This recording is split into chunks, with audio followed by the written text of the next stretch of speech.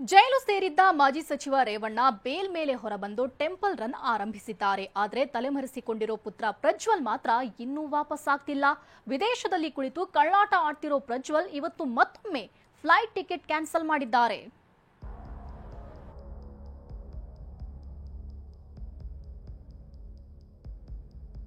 Flight ticket cancel ಮಾಡಿ ಪ್ರಜ್ವಲ್ ಕಳ್ಳಾಟ.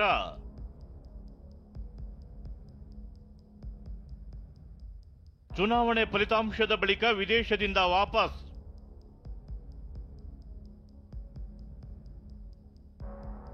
ಅಶ್ಲೀಲ video ಪ್ರಕರಣದಲ್ಲಿ ಆರೋಪಿಯಾಗಿರುವ ಸಂಸದ ಪ್ರಜ್ವಲ್ ರೇವಣ್ಣ ವಿದೇಶದಲ್ಲೇ ತಲೆಮರೆಸಿಕೊಂಡಿದ್ದಾರೆ.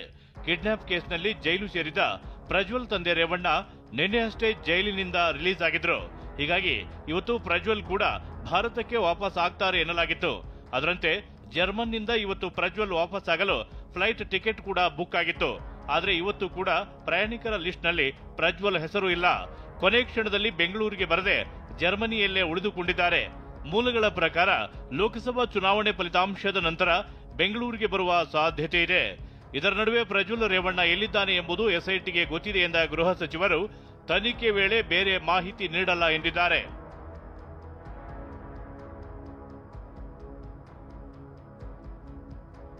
ಅದೆಲ್ಲ ಎಸ್ಐಟಿ ಗೊತ್ತಿರುತ್ತೆ ಸರ್. ಇವತ್ತು ಬರ್ತಾರೆ ಅಂತ ಮಾಹಿತಿ ಇದೆಯಲ್ಲ ಸರ್? ಇವತ್ತು ಬರ್ತಾರೆ ನಿಮಗಿದೆಯಾ? ಅಲ್ಲ ಸರ್, ಟಿಕೆಟ್ ಬುಕ್ ಯಾರಿಗಿದೆ ಮಾಹಿತಿ? ಇರುತ್ತೆ, ಅದನ್ನ ನಿಮ್ಗೆ ಹೇಳ್ತಾರ?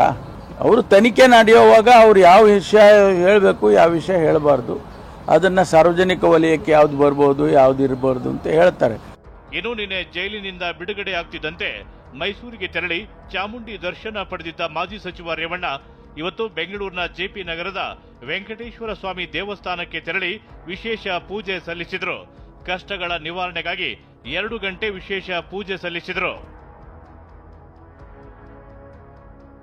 ಬಳಿಕ ಹಿರಿಯ ವಕೀಲ ಸಿವಿ ನಾಗೇಶ್ ಅವರನ್ನ ಭೇಟಿಯಾಗಿ ಪ್ರಜ್ವಲ್ ಕರೆಸುವ ಬಗ್ಗೆ ವಕೀಲರ ಜೊತೆ ಚರ್ಚಿಸಿದ್ರು ಎನ್ನಲಾಗಿದೆ. ಇದೇ ವೇಳೆ ಟಿವಿ9 ಜೊತೆ ಮಾತನಾಡಿದ ರೇವಣ್ಣ ಷಡ್ಯಂತ್ರದ ಬಗ್ಗೆ ಮಾತನಾಡಲ್ಲ ಎಂದಿದ್ದಾರೆ. ನ್ಯಾಯಾಲಯಕ್ಕೆ ತಲೆಬಾಗಿದ್ದೀನಿ, ಏನೇ ನಾನು ತಪ್ಪು ಮಾಡಿಲ್ಲ, ಎಲ್ಲ ದೇವರಿಗೆ ಬಿಟ್ಟಿದ್ದೀನಿ ಅಷ್ಟೇ. ನಾನು ಇನ್ನೇನು ಹೇಳಲ್ಲ. ಇವತ್ತು ನ್ಯಾಯಾಲಯ ಏನು ಕೊಡ್ತಾರೆ ಅದಕ್ಕೆ ಭಾಗಿಯಾಗ್ತೀನಿ. ಸರ್, ಈ ಒಂದು ಪ್ರಕರಣದಲ್ಲಿ ಷಡ್ಯಂತ್ರ ಆಗಿದೆ ಅಂತ ಹೇಳಿ ಒಂದಷ್ಟು ಆರೋಪ ಸರ್. ಷಡ್ಯಂತ್ರ ಆಗಿದೆ, ನಾನು ಅದೇನು ಹೇಳೋದು, ಏನು ಹೇಳಿ. ಆತ ಅಶ್ಲೀಲ ವಿಡಿಯೋಗಳ ಪೆನ್ ಡ್ರೈವ್ ಹಂಚಿಕೆ ಮಾಡಿದ ಆರೋಪದಲ್ಲಿ ಹಾಸನದಲ್ಲಿ ನಿನ್ನೆ ದಾಳಿ ನಡೆಸಿದ್ದ ಎಸ್ಐಟಿ ಇವತ್ತು ದಾಳಿ ಅಂತ್ಯಗೊಳಿಸಿತ್ತು.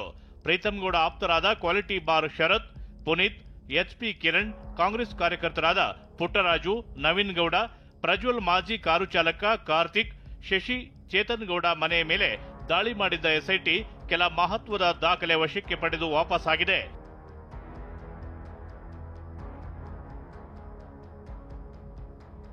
ಇದರ ನಡುವೆ ಆರೋಪಿ ಪ್ರಜ್ವಲ್ನನ್ನ ಕೂಡಲೇ ಬಂಧಿಸಬೇಕು ಅಂತ ಆಗ್ರಹಿಸಿ ಮುಖ್ಯಮಂತ್ರಿ ಸಿದ್ದರಾಮಯ್ಯಗೆ ಸಾಹಿತಿಗಳು ಪತ್ರ ಬರೆದಿದ್ದಾರೆ. ತನಿಖೆ ಮುಗಿಯುವವರೆಗೂ ರೇವಣ್ಣ ಅವರ ವಿಧಾನಸಭೆ ಸದಸ್ಯತ್ವ ರದ್ದು ಮಾಡಬೇಕು ಅಂತ ಆಗ್ರಹಿಸಿದ್ದಾರೆ.